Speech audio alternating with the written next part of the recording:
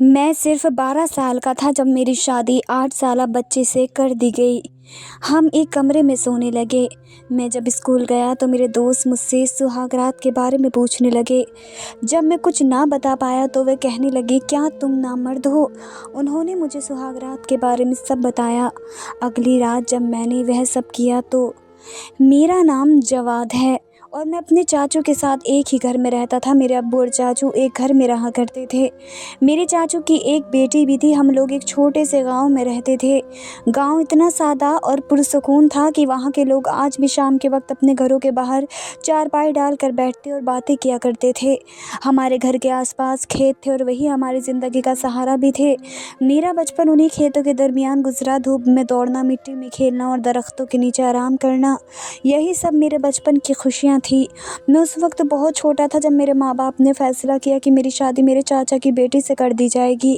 وہ میری عمر سے بھی 2 سال چھوٹی تھی۔ ہم دونوں کو یہ بھی نہیں معلوم تھا کہ شادی کیا چیز ہوتی ہے اور اس کے کیا معنی ہیں۔ بس اتنا معلوم تھا کہ گھر والے کچھ خوش ہیں اور ہمارے کپڑے نئے بن رہے ہیں۔ گاؤں کے رسم و رواج کے مطابق سب کچھ بہت سادگی سے ہو رہا تھا اور لوگ یہی کہہ رہے تھے کہ 2 خاندانوں کی زمینیں اب ایک ہو جائیں گی، کیونکہ اگر یہ شادی نہ ہوتی تو جائیداد کے بٹوارے کا خطرہ تھا۔ یہ بالکل ایسا ہی تھا کہ جیسے ایک دن ہم لوگ اسکول سے گھر آئیں اور ہمیں یہ بتایا جائے کہ گھر میں مہمان آئے ہوئے ہیں یا کسی کی شادی ہو رہی ہے تو انسان خوش ہو جاتا ہے۔ ہم بھی اسی طرح خوش ہوئے تھے، لیکن یہ معلوم نہیں تھا کہ ہماری ہی شادی ہو رہی تھی۔ میری عمر اس وقت اتنی تھی کہ میں اسکول میں پڑھتا تھا، صبح کتابیں لے کر جاتا اور شام کو دوستوں کے ساتھ کھیلنے نکل جاتا۔ مجھے یہ سوچ کر حیرانی ہوتی تھی کہ اگر شادی بھی ہو گئی تو کیا بدلے گا، کیونکہ میرے لیے تو یہ لڑکی آج بھی وہی تھی جس کے ساتھ میں گلی میں دوڑ لگاتا تھا یا کبھی کبھار آم کے درخت پر چڑھنے کی ضد کرتا تھا۔ گھر کے بڑے دن رات شادی کی تیاریاں کر رہے تھے، ہر طرف رونق تھی، مگر میں اندر سے الجھا ہوا تھا کہ آخر یہ سب کیوں ہو رہا ہے۔ میری ماں نے کہا کہ بیٹا، یہ سب خاندان کی عزت کا معاملہ ہے، تمہیں سمجھ آ جائے گی جب بڑے ہو جاؤ گے۔ ایسا پہلی دفعہ بھی نہیں ہو رہا تھا کہ اس گاؤں میں پہلی دفعہ ہی کم عمری کی شادی ہو رہی تھی، بلکہ یہاں پر زیادہ تر شادیاں کم عمر کی ہی ہوتی تھیں۔ اگر لڑکی 18 سال کی ہو جاتی تو اس کو بھی بہت زیادہ سمجھا جاتا تھا کہ یہ تو بالغ ہو گئی ہے اور ابھی تک اس کی شادی کیوں نہیں کروا رہے ہیں۔ لوگ یہ بھی کہتے تھے کہ شادی کرواتے بھی 1-2 سال لگ جاتے ہیں، اس لیے جلدی جلدی سارے معاملات کر لینے چاہیے۔ ابھی تک ہم لوگ ٹھیک سے یہ بھی سمجھ نہیں پائے تھے کہ ہماری زندگی کو ہمارے ماں باپ کس طرف موڑ رہے ہیں کہ دوسری طرف تیاریاں بھی شروع ہو گئیں اور وہ دن بھی آ گیا۔ شادی والے دن گاؤں کے سب لوگ جمع ہوئے، ڈھول کی تھاپ پر گانے گائے جا رہے تھے۔ میں سفید کرتا پاجامہ پہنے بیٹھا تھا اور سمجھ ہی نہیں آ رہا تھا کہ یہ سب کچھ میرے لیے ہو رہا ہے، مجھے دولہا بنایا جا رہا تھا۔ میرے دوست دور کھڑے ہنس رہے تھے، کسی کو یقین نہیں تھا کہ ہم جیسے بچوں کی بھی شادی ہو سکتی ہے، لیکن گاؤں کے لوگ اسے بالکل نارمل سمجھ رہے تھے، کیونکہ وہاں ایسا اکثر ہوتا تھا کہ کم عمر میں ہی بچوں کی منگنی یا شادی کر دی جاتی تھی تاکہ زمین یا وراثت کسی دوسرے ہاتھ نہ لگ جائے۔ رات کو جب سب رسمیں ختم ہو گئی اور مجھے کمرے میں بھیج دیا گیا تو دل عجیب طرح سے دھڑکنے لگا۔ کمرے میں داخل ہوا تو سامنے وہ بیٹھی تھی جس سے آپ سب لوگ میری دلہن کہہ رہے تھے، حالانکہ وہ سب بھی میرے لیے وہی کزن تھی جس کے ساتھ میں کبھی مٹی کے کھلونے سے کھیلتا تھا۔ وہ سر جھکائے بیٹھی تھی اور اس کے ہاتھوں میں مہندی لگی تھی، مگر اس کے چہرے پر بچپنا بھی باقی تھا۔ وہ خود بھی شاید ڈری ہوئی تھی، شاید اسے بھی کچھ سمجھ نہیں آ رہی تھی کہ اب اس کی زندگی میں کیا بدل گیا ہے۔ میں کمرے میں گیا، وہ دروازہ بند کر کے چپ چاپ بیٹھ گیا۔ میں نے کچھ کہا نہیں کیونکہ مجھے خود پتہ نہیں تھا کہ کیا کہنا ہے۔ تھوڑی دیر بعد اس نے ہی بھی چپ چاپ ایک کونے میں جا کر لیٹنے کا اشارہ کیا۔ میں نے بھی اپنا بستر سنبھالا اور چپ چاپ سو گیا۔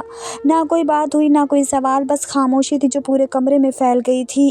باہر سے شادی کے بعد کے شور کی آوازیں آ رہی تھی، کہیں کوئی ہنس رہا تھا، کہیں کوئی گیت گا رہا تھا، مگر ہمارے کمرے کے اندر ایک عجیب سا سکون تھا۔ اگلی صبح جب آنکھ کھلی تو سورج کھڑکی سے جھانک رہا تھا۔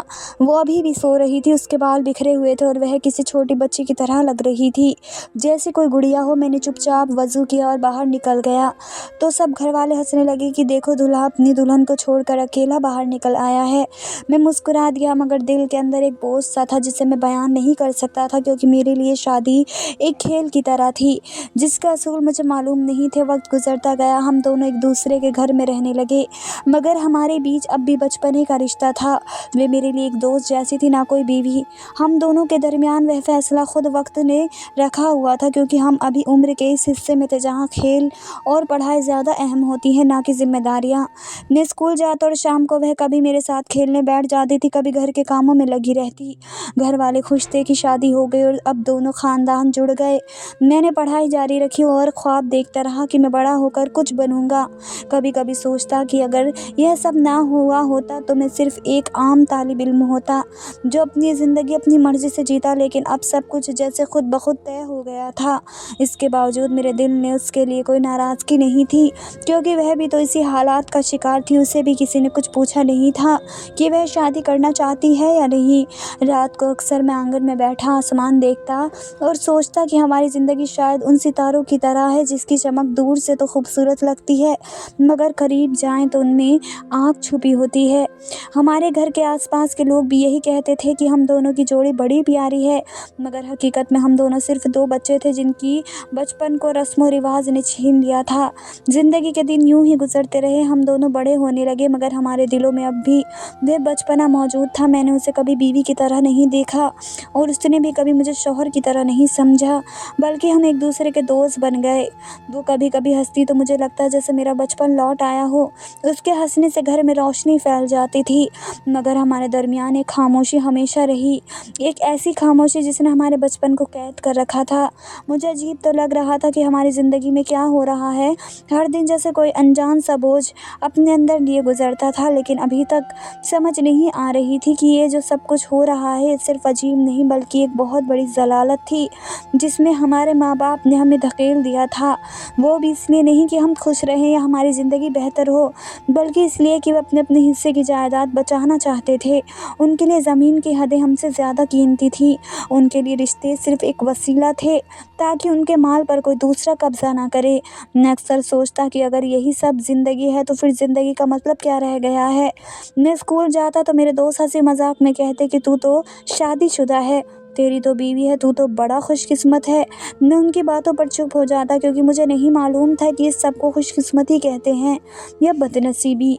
मैं सोचता था कि आखिर मैं कहाँ से खुशकिस्मत हूँ। मेरी तो ज़िंदगी जैसे किसी खेल का हिस्सा बन गई थी जिसके असूल किसी और ने तय किए थे। मेरे दोस्तों को ये सब बड़ा मज़ाहिया लगता था। वो कहते थे कि देख, हम तो बड़े होंगे तब जाकर हमारे लिए कोई रिश्ता तलाश किया जाएगा, हमें तो पता नहीं कब शादी होगी और तू तो पहले ही बंधा बैठा है, तुझे तो अब ज़िंदगी की कोई फिक्र ही नहीं होनी चाहिए।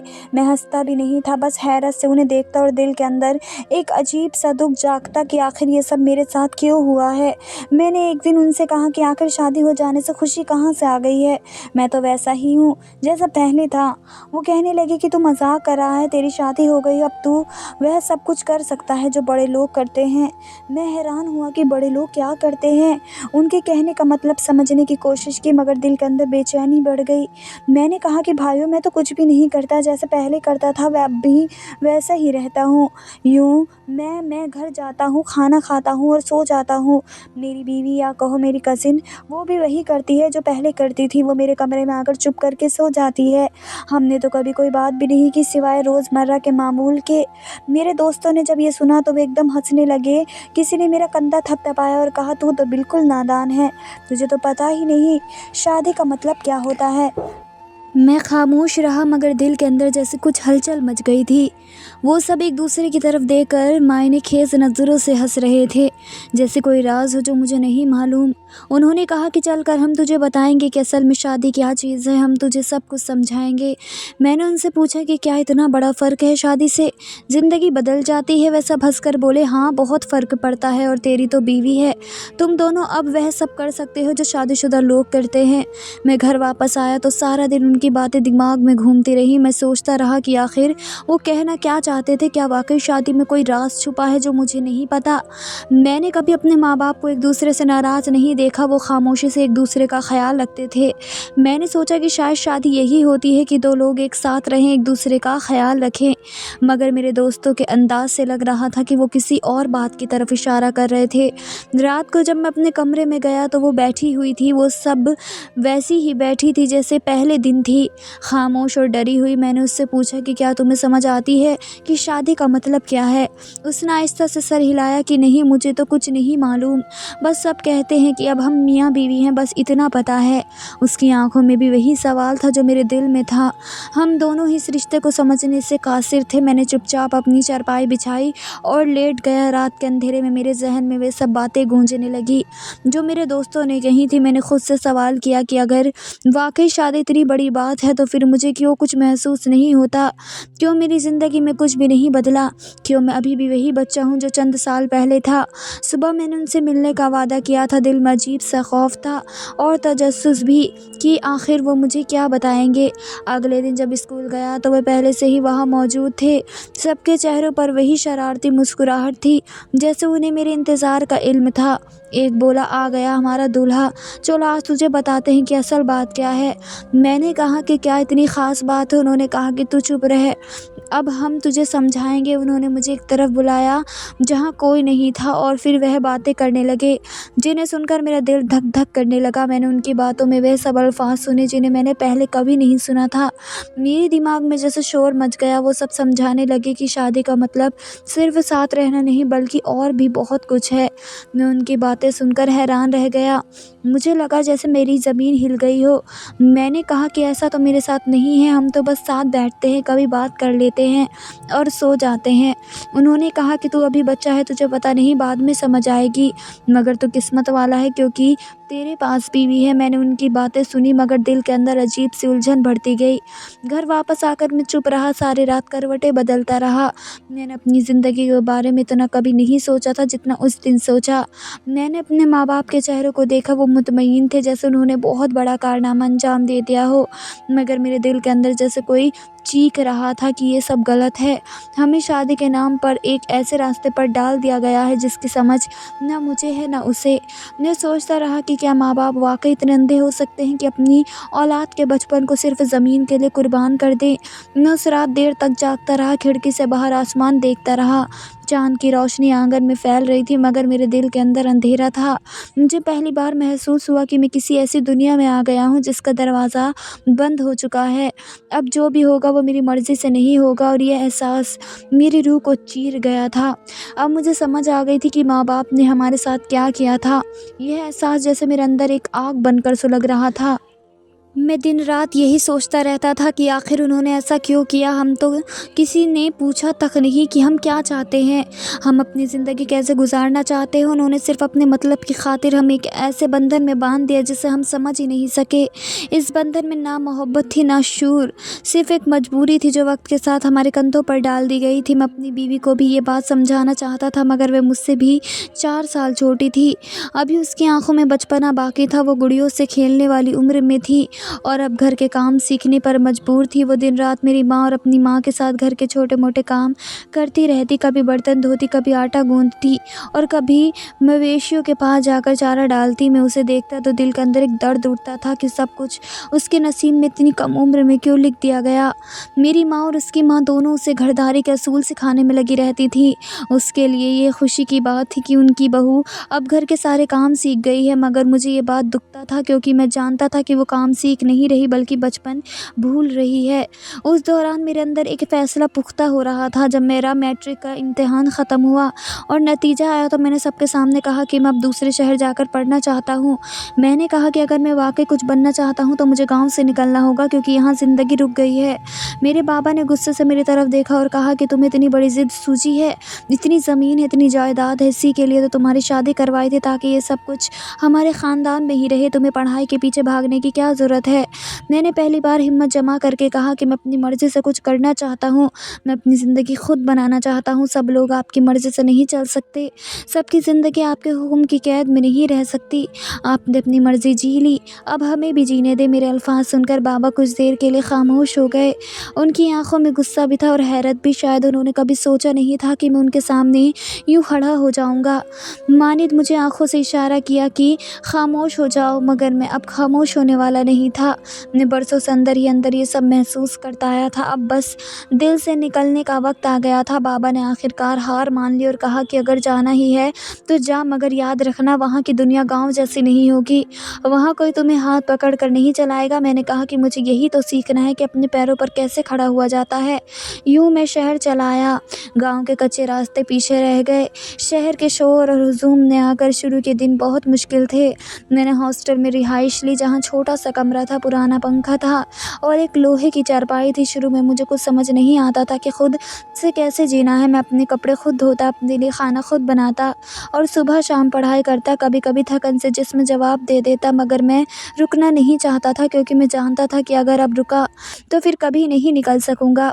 हॉस्टल की ज़िंदगी में मुझे वह सब सिखाया जो गांव की आसान ज़िंदगी नहीं सिखा सकी। यहाँ हर दिन एक इम्तिहान था, हर काम खुद से करना पड़ता था। कभी कभी बिजली चली जाती, कभी खाना जल जाता, मगर उन्हीं गलतियों से मैंने खुद को पहचानना सीखा। यहाँ मुख्तलिफ इलाकों के लोग थे जो मेरे साथ रहते थे। उनके ख्वाब मुझसे अलग थे, मगर उनकी मेहनत ने मुझे मुतासिर किया। मैंने उनसे सीखा कि ज़िंदगी का असल मज़ा तब है जब तुम अपनी मर्ज़ी से उन्हें हिस्से बनाते हैं। उन दिनों मैं अपनी बीवी से कभी कभी फ़ोन पर बात कर लेता था। गांव में अब भी मोबाइल सस्ता नहीं था, मगर किसी न किसी तरह राब्ता हो ही जाता था। वह अब भी वही थी, सादा और कम बोल। मैं उसे समझाने की कोशिश करता कि मैं यहाँ क्यों आया हूँ। मैं उसे कहता कि तुम फिक्र ना करो, एक दिन तुम्हें भी अपने साथ ले आऊँगा। वो हंसती थी और कहती थी कि माँ तो कभी नहीं मानेगी। मैं कहता कि मैं सब कुछ ठीक कर लूँगा। वह कहती थी कि तुम बस वहाँ अच्छा पढ़ो, बाकी मैं सब संभाल लूँगी। उसकी बातों में बचपना तो था, मगर साथ ही एक भरोसा भी था जिसने मुझे मजबूत किया। जब मैंने अपनी बीए की पढ़ाई मुकम्मल की तो मुझे शहर में एक छोटी सी नौकरी मिल गई। वो तनख्वाह बहुत ज़्यादा नहीं थी, मगर इतनी थी कि मैं अपना गुजारा कर सकूँ। मैं दिन में काम करता और रात को पढ़ाई जारी रखता। कभी कभी सोचता कि अगर मैं गाँव में रहता तो शायद ये सब कभी ना हो पाता। मैं हमेशा अपने बाप की ज़मीनों का गुलाम बनकर रह जाता, मगर मैं अब अपने फ़ैसलों का मालिक था। मैंने तब एक और फ़ैसला किया जिसने मेरी ज़िंदगी का रुख बदल देना था। मैंने सोचा कि अब मैं गाँव वापस जाकर अपने घर वालों से बात करूँगा। मैं उन्हें बताऊँगा कि अब वो पुराना लड़का मैं नहीं रहा। मैं अब जानता हूँ कि ज़िंदगी का मतलब क्या है। मैं चाहता था कि मैं अपनी बीवी को शहर ले आऊँ ताकि वह भी ज़िंदगी जिए, ताकि वह किसी हुक्म की कैद में ना रहे। मैं नहीं चाहता था कि मेरी आने वाली औलाद भी इसी दायरे में कैद हो जिसमें मैं और वह रहे। मैं मर्द था और मर्द को जवान होने में ज़्यादा वक्त नहीं लगता। एक वक्त आता है जब जिम्मेदारी खुद एहसास बनकर दिल में उतर जाती है, और मेरे साथ भी ऐसा ही हुआ। अब मैंने फ़ैसला कर लिया था कि मैं गाँव जाऊँगा, अपने बाबा से बात करूँगा, अपनी माँ से भी सब कुछ साफ कहूँगा और अपनी बीवी को अपने साथ शहर लेकर आऊँगा। वे माने या ना माने, अब अपनी ज़िंदगी में खुद जीऊँगा, क्योंकि अब मुझे एहसास हो गया था कि अगर मैंने इस बार खामोशी इख्तियार की तो सारी ज़िंदगी अपने ही फ़ैसले पर पछताता रहूँगा। मैं गाँव गया, सब लोग खुश थे। मेरे आने से हर चेहरे पर मुस्कुराहट थी। सब लोग इस बात से भी खुश हुए कि मेरी पढ़ाई मुकम्मल हो गई है। सब ने मेरे कंधे थपथपाए और कहा कि अब तो तू बड़ा आदमी बन गया है। लेकिन मैं जानता था कि उनके नज़दीक पढ़ाई सिर्फ एक शौक़ थी। उसके ख़्याल में इससे कोई बड़ी कामयाबी हासिल नहीं होती। इसलिए मैंने अपनी जॉब का जिक्र नहीं किया, क्योंकि अगर बता देता तो वे ज़रूर कहते कि नौकरी की क्या ज़रूरत थी। अब भी गांव में रहकर ज़मीन संभाल ले या घर के कामकाज में लग जा, यही काफ़ी है। मैंने अपनी बीवी को देखा तो वह पहले से ज़्यादा खूबसूरत लग रही थी। उसके चेहरे पर एक नरमी थी और आंखों में चमक, जैसे वे खुद भी खुश हो कि मैं वापस आया हूँ। मैंने सबके सामने ये बात कह दी कि अब मैं शहर में ही रहूँगा और अपनी बीवी को भी अपने साथ ले जा रहा हूँ। ये सुनते ही पूरे घर में जैसे आग लग गई।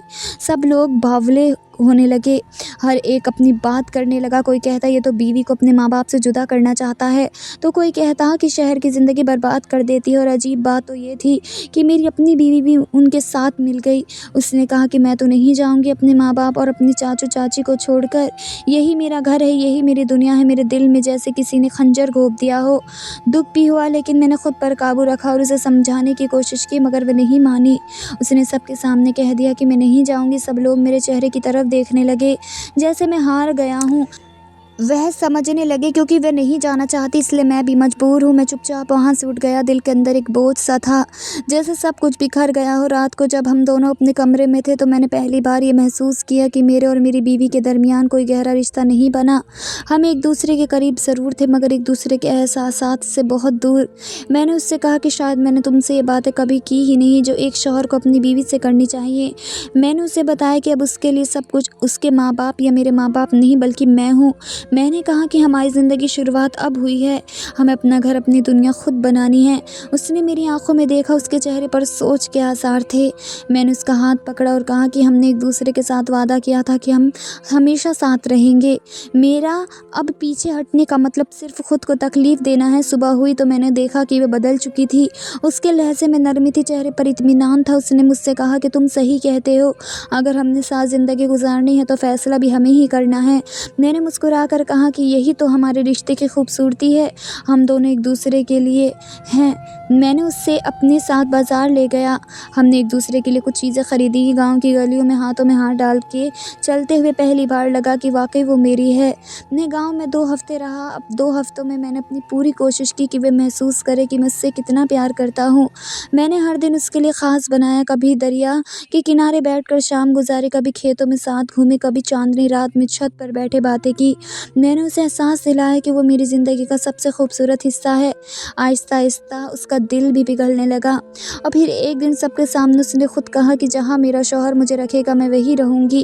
اس کے الفاظ سن کر سب لوگ خاموش ہو گئے۔ اس کے گھر والے تو پہلے ہی کچھ نہیں کہہ سکتے تھے، لیکن میرے گھر والوں نے غصے میں کہا کہ اگر تو شہر جائے گا تو ہم تجھے جائیداد سے نکال دیں گے۔ میں نے مضبوط لہجے میں جواب دیا کہ بڑی اچھی بات ہے، جس جائیداد کے لیے آپ نے ہماری زندگی کا سب سے بڑا فیصلہ خود سے کر لیا، جس جائیداد کی خاطر ہمیں خوشیوں سے محروم کیا، اب اسی سے نکال دینا چاہا تو نکال دو، لیکن یاد رکھنا اگر آپ نے ایسا کیا تو میں بھی قانون کا دروازہ کھٹکھٹاؤں گا۔ یہ سن کر وہ چپ ہو گئے، کسی کے پاس کوئی جواب نہ تھا۔ میں نے اپنی بیوی کا ہاتھ پکڑا اور کہا کہ اب ہم اپنی زندگی خود بنائیں گے۔ ہم شہر گئے اور وہاں ایک چھوٹا سا گھر لیا۔ شروع میں ہمیں بہت مشکلات آئیں، کبھی پیسے کم پڑ جاتے، کبھی سامان کی کمی ہو جاتی، کبھی شہر کے شور میں گاؤں کی خاموشی یاد آتی، لیکن میں ہمیشہ اسے حوصلہ دیتا کہ دیکھو یہ ہماری نئی شروعات ہے، ہر مشکل کے بعد آسانی ضرور آتی ہے۔ کچھ وقت گزرا تو زندگی میں سکون آنے لگا، میرے دفتر میں ترقی ہوئی اور میں نے اپنے گھر کو بہتر بنانا شروع کیا۔ میری بیوی نے بھی شہر کی زندگی کو قبول کر لیا، وہ پہلے سے زیادہ سمجھدار اور محبت کرنے والی بن گئی۔ ہم دونوں نے مل کر زندگی کو بہتر بنایا۔ پھر ایک دن ہمارے ماں باپ کا فون آیا، انہوں نے ہمیں کہا کہ ہم نے تم دونوں کو معاف کر دیا ہے، گاؤں آؤ، ہم سے ملو۔ ہم گئے تو انہوں نے ہمیں گلے لگا لیا، ہمارے لیے تحفے لائے، ہمارے گھر میں جو چیزیں کم تھی وہ بھی لے کر آئے۔ انہوں نے کہا کہ ہم نے واقعی تم لوگوں کی خوشی کے بارے میں نہیں سوچا تھا، ہم نے صرف اپنی انا کو اہمیت دی، لیکن اب تم جس طرح اپنی زندگی گزارنا چاہتے ہو ہم تمہارے ساتھ ہیں۔ اس دن مجھے لگا کہ میری زندگی کا سب سے بڑا بوجھ اتر گیا ہے۔ میری آنکھوں میں آنسو آ گئے تھے لیکن وہ خوشی کے آنسو تھے۔ میں نے اپنی بیوی کو دیکھا، وہ مسکرا رہی تھی، اور میرا دل سے کہا کہ ہاں یہ ہے اصل زندگی، جب انسان اپنے فیصلے خود کرتا ہے، جب وہ اپنی خوشی خود بناتا ہے، اور جب وہ اپنے پیار کو اپنی سب سے بڑی طاقت سمجھتا ہے۔ ہمارے ساتھ جو کچھ بھی ہوا وہ اپنی جگہ ایک لمبی کہانی ہے، جس کے ہر موڑ پر دکھ بھی تھا، آنسو بھی تھے، مگر اس کے ساتھ ساتھ ایک سبق بھی تھا۔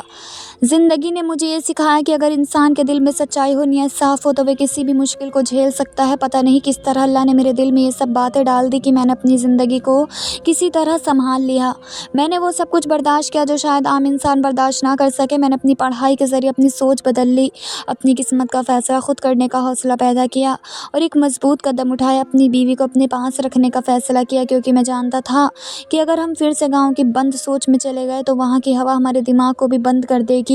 وہاں رشتہ داروں کے فیصلے انسان کی زندگی کو قید بنا دیتے ہیں، وہاں خوشی بھی دوسرے کے اشارے پر چلتی ہے۔ میں نے سوچا کہ اب اپنی زندگی خود جینے کا وقت ہے، اور جب انسان خود اپنی زندگی کا فیصلہ کرتا ہے تو وہ مضبوط بن جاتا ہے۔ میں نے اپنی بیوی کے ساتھ نئے سرے سے آغاز کیا، میں نے اپنی دنیا خود بنائی، اور میں نے یہ محسوس کیا کہ خوشی جائیداد یا دولت سے نہیں بلکہ امن سے، سکون سے، اور اپنے فیصلوں کی آزادی سے ملتی ہے۔ گاؤں میں لوگ اپنی روایت کے نام پر ظلم کرتے ہیں اور اسے عزت سمجھتے ہیں، لیکن وہ بھول جاتے ہیں کہ عزت صرف تب ہوتی ہے جب انسان دوسروں کی آزادی کا احترام کرے۔ میں آخر میں یہ ضرور کہنا چاہتا ہوں کہ ہمارے ملک میں جائیداد کے پیچھے جو ظلم ہو رہے ہیں وہ کسی خبر میں نہیں آتے، کوئی ٹی وی چینل ان پر بات نہیں کرتا، کوئی عدالت ان کے آنسو نہیں دیکھتی، کسی کے دل کا درد سنائی نہیں دیتا۔ میں نے اپنی آنکھوں سے دیکھا ہے کہ جائیداد کے نام پر کتنے گھر اجڑ جاتے ہیں، کتنی بیٹیاں قربان ہو جاتی ہیں، کتنے بھائی ایک دوسرے کے دشمن دشمن بن جاتے ہیں۔ جائیداد کے لالچ میں انسان اتنا اندھا ہو جاتا ہے کہ وہ اپنی اولاد تک کو برباد کر دیتا ہے۔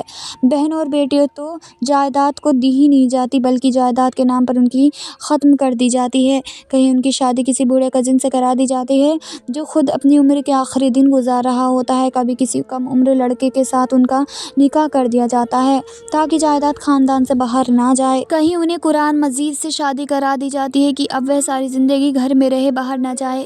کہیں تلوار سے ان کا نکاح کر کے کہا جاتا ہے کہ اب تو وہ خاندان کی عزت کی علامت ہے، اور کہیں انہیں کسی جانور سے جوڑ دیا جاتا ہے تاکہ زمین خاندان میں ہی رہے۔ اور یہ سب کچھ آج کے زمانے میں بھی ہو رہا ہے۔ یہ بات سوچ کر دل کا کانپ جاتا ہے کہ ہم کیسے لوگ ہیں جو اپنی ہی عورتوں کو غلام بنا دیتے ہیں۔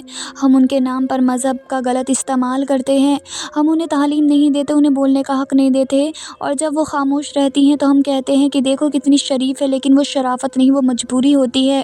وہ ڈر ہوتا ہے کہ کہیں بولنے پر اس کا وجود ہی ختم نہ کر دیا جائے۔ میں نہیں کہتا کہ جائیدادیں بانٹ دو، جو تم نے کمائی ہیں وہ اپنی ہیں، لیکن اتنا ضرور کہتا ہوں کہ اپنی بہنوں اور بیٹیوں کو سانس لینے دو، انہیں جینے کا حق دو۔ اگر جائیداد نہ بھی دو تو زندگی دو، ان کے خواب کو نہ مارو، ان کے فیصلوں کو قید نہ کرو، ان کے مستقبل کے ساتھ کھیل نہ کھیلو۔ یہ مت سوچو کہ ان کی خوشی تمہارے حکم پر ہے، خوشی تو ان کے اپنے دل میں ہے۔ انہیں اختیار دو کہ وہ اپنی زندگی کا فیصلہ خود کرے۔ میں نے اپنی زندگی میں یہ سیکھا ہے کہ انسان کو دوسروں کی باتوں میں نہیں آنا چاہیے۔ اگر میں بھی ان کے کہنے پر چلتا تو آج شاید گاؤں کا کسی کونے میں افسوس کرتا بیٹھا ہوتا، لیکن میں نے ہمت کی، میں نے اپنے دل کی سنی، میں نے اپنے راستے خود چنے، اور آج میں مطمئن ہوں۔ میں نے اپنے حصے کے دکھ جھیلے مگر اپنی خوشی خود حاصل کی۔ جائیداد کا لالچ انسان کو اندھا کر دیتا ہے، رشتے ٹوٹ جاتے ہیں، دلوں میں نفرت آ جاتی ہے، اور آخر میں کچھ نہیں بچتا۔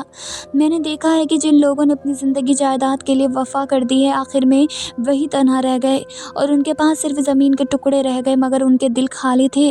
میں نہیں چاہتا کہ آنے والی نسلیں بھی یہی غلطی کریں۔ اگر ایک جگہ ایک پر بھی ایسا ظلم ہو رہا ہے تو یہ معمولی بات نہیں ہے۔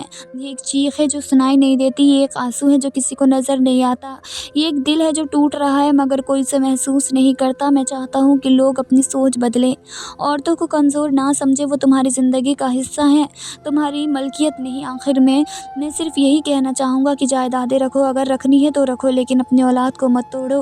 اپنی بیٹیوں کو جینے دو، اپنی بہنوں کو سانس لینے دو، ان کے خوابوں کو زندہ رہنے دو، ان کے حق میں انصاف کرو۔ اگر تم نے انہیں زندگی دے دی تو یہی تمہاری سب سے بڑی جائیداد ہوگی، یہی تمہاری اصل کمائی ہوگی۔ میں بس اتنا ہی کہنا چاہتا ہوں کہ ہم سب کو یہ سوچنا چاہیے کہ آخر کب تک ہم اپنی روایتوں کے نام پر ظلم کرتے رہیں گے، کب تک عورتوں کے خواب دفن کرتے رہیں گے، کب تک جائیداد کے لالچ میں انسان بیچتے رہیں گے۔ میں نے اپنی زندگی میں بہت دکھ دیکھے، لیکن ایک چیز سمجھ آ گئی کہ سب کچھ کھو کر بھی اگر خودداری بچی رہے تو انسان جیت جاتا ہے، اور اگر انسان اپنی خودداری کھو دے تو چاہے ساری دنیا کی جائیداد کیوں نہ مل جائے تو وہ پھر بھی ہارا ہوا رہتا ہے، اور یہی میری زندگی کا سب سے بڑا سبق ہے۔ دھنیہ واد دوستو۔